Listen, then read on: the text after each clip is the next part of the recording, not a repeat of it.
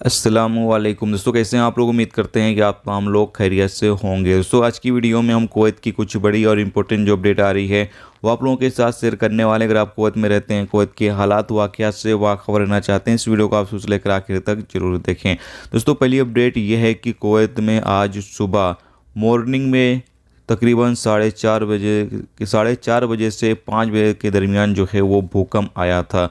और कुवैत के कुछ इलाकों में ये भूकंप आया था, जैसे कि अहमदी हो गया या फिर बाकी कुवैत के और इलाकों में जो भूकंप है वो आया था। लेकिन अल्हम्दुलिल्लाह इससे कोई जानी नुकसान नहीं हुआ है। हालांकि माली नुकसान जो है वो बताया ये जा रहा है कि थोड़ा बहुत हुआ है, लेकिन कोई भी जानी नुकसान नहीं हुआ है। तो आप कुवैत के किस इलाके में मौजूद थे, क्या उस इलाके में भूकंप आया था या नहीं आया था, आप कमेंट बॉक्स में ज़रूर से बताएं।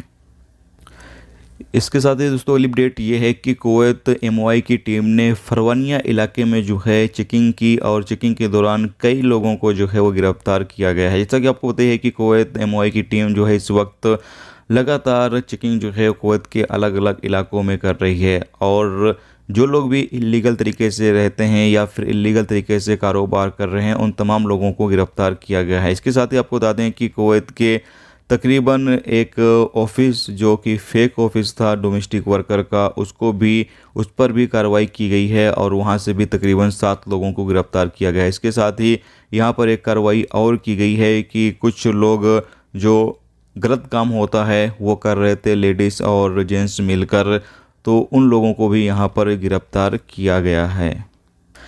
इसके साथ ही आपको बता दें कि एक इंडियन को जो है वो गिरफ्तार किया गया है, जो कि 2 किलोग्राम हेरोइन और भी उसके पास जो नशीले सामान थे, यानी जो नशे के सामान थे, वो बरामद किए गए हैं। उस बंदे को भी जो है वो गिरफ्तार कर लिया गया है, जो कि इंडियन था और ये काम कर रहा था।